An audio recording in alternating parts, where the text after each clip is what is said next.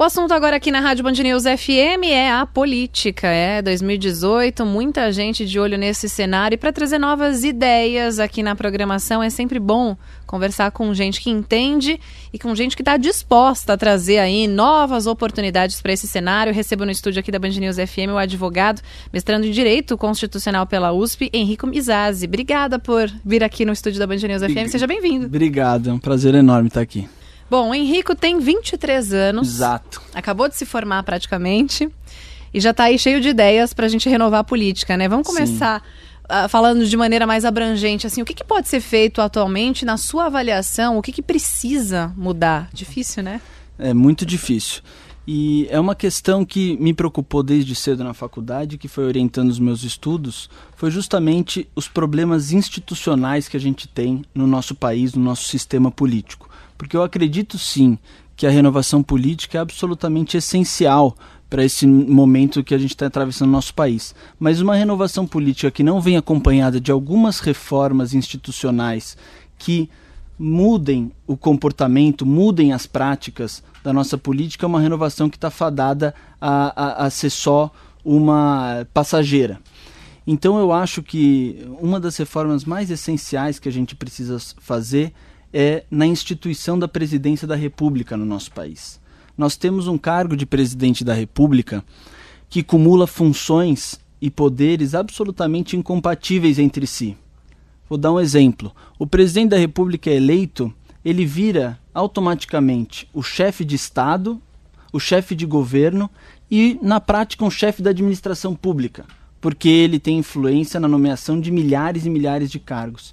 Acontece que essas funções são absolutamente incompatíveis entre si, porque se ele é chefe de Estado, ele precisa estar acima dos partidos, ele precisa representar a união do povo, ele precisa ser imparcial. Como chefe de governo, ele é chefe de partido político, que ganhou as eleições, que precisa fazer valer o seu programa de governo. E na chefia da administração ele precisa ser burocrático, precisa ser técnico, precisa ser tudo por concurso, tudo certinho. Então você coloca uma pessoa, qualquer pessoa da mais bem intencionada num cargo desse, que é estruturalmente irracional, é a receita para o desastre. Então essas mudanças eu acho que são essenciais para a gente ter um futuro mais promissor. E aí na prática, como é que seria uma estrutura política ideal hoje em dia no Brasil? Olha, eu defendo um parlamentarismo, ou um semipresidencialismo, como tem sido ventilado por aí. Isso esbarra em alguns problemas, mas não quero falar dos problemas, quero falar das vantagens que isso pode trazer. Em primeiro lugar, a gente precisa, para qualquer sistema político que a gente vai implementar no nosso país, é diminuir o número de partidos. É inviável a gente ter um governo que precisa negociar com 28 partidos que estão representados na Câmara, com 35 que são registrados no TSE e que tem mais 69 na fila para serem registrados. É absolutamente impossível. Então a gente precisa diminuir o número de partidos, e aí a solução mais eficaz é a cláusula de barreira, que agora foi implementada, mas muito timidamente. Ainda não é aquela ideal. Outra coisa que precisa ser feita, a meu ver, é uma mudança no sistema eleitoral. Porque o nosso sistema eleitoral, primeiro, encarece muito as campanhas. Um deputado estadual, um deputado federal precisa fazer campanha para governador para ser eleito, porque ele precisa rodar o estado inteiro, e isso é caro. É um sistema que joga os candidatos do mesmo partido um contra o outro. Porque o pior adversário de um candidato de um partido X é o colega dele do partido X. Ele não precisa ter mais voto do que o partido da ideologia contrária, ele precisa ter mais voto do que o colega do próprio partido. Então como é que a gente vai querer fazer com que haja unidade partidária, um programa de governo unido, onde nascem a representação, nas eleições a gente joga candidatos do mesmo partido um contra o outro? Então, nessa área eleitoral, eu acho que é essencial a gente ter um voto distrital, um voto pelo menos distrital misto, para que, além de resolver esses problemas que eu apontei agora, a gente tenha uma maior aproximação do eleitor do eleito, que é urgente na nossa crise de representatividade. Bom, falando em eleições, neste ano, em 2018, será a primeira disputa com fundo público para campanhas, sem esse financiamento das campanhas que a gente acompanhava nas últimas eleições. Como é que você enxerga espaço, principalmente para partidos menores, com essas condições? É difícil, é muito difícil. Isso, o fundo público, eu acredito que vai haver ainda muita discussão judicial com relação a isso, porque do jeito como está feito, acaba sendo critério único dos dirigentes partidários a distribuição dos fundos. Não tem um critério de equalização, de igualdade. Então, na minha opinião, vai haver uma judicialização enorme de pequenos candidatos que não são abençoados pelas cúpulas partidárias, entrando nos tribunais eleitorais, exigindo uma parcela do fundo público. Então, eu acho que teve um avanço na ideia de cortar o financiamento privado por pessoas jurídicas, e foi uma questão que no momento que a gente está vivendo foi importante, mas eu não vejo nesse fundo público uma solução a longo prazo para o nosso problema, de forma alguma. Você pretende se candidatar a deputado federal pelo Partido Verde, certo?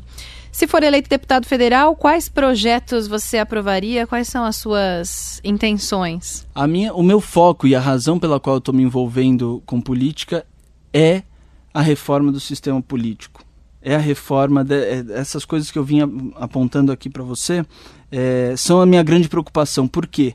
Eu acho que elas são estratégicas para solucionar os outros problemas do país. Então, enquanto a gente não tiver uma racionalização do nosso sistema político, a gente vai ficar batendo cabeça para aprovar as outras coisas que são necessárias. Então, o que eu pretendo, a razão de eu estar me envolvendo com política, são essas reformas no sistema político, no sistema de governo, no sistema eleitoral, no sistema partidário, na federação brasileira também, que a gente fala de repactuação federativa, mas a coisa não sai do papel, porque quando vai sair ninguém quer perder o seu.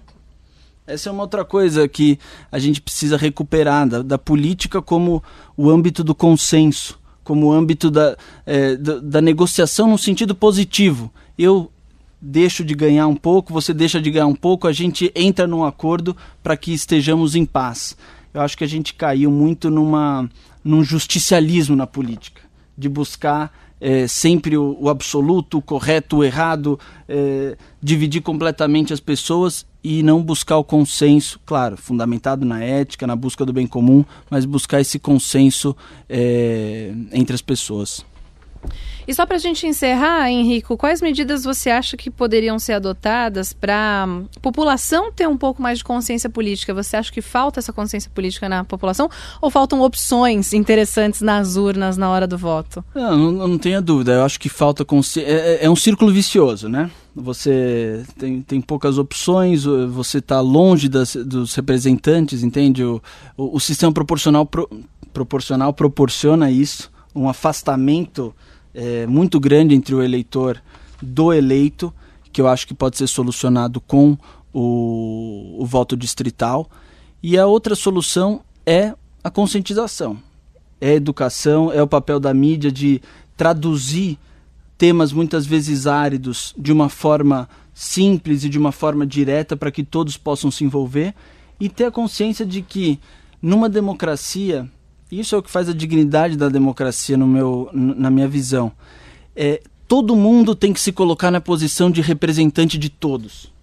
A gente não pode votar como se fosse representante do meu grupo, eu vou votar pelos professores, eu vou votar pela minha igreja. Não, a democracia é o sistema em que todo mundo tem que se sentir responsável por todos. Então eu acho que se a gente conseguir incutir isso na cabeça das pessoas e fazer isso virar vivo na consciência de bastante gente, a gente vai dar um passo grande na melhoria do nosso país. Quero agradecer a entrevista do Henrico Mizasi, advogado, mestrando em Direito Constitucional pela USP aqui na Band News FM. Obrigada mais uma vez e até a próxima. Muito obrigado.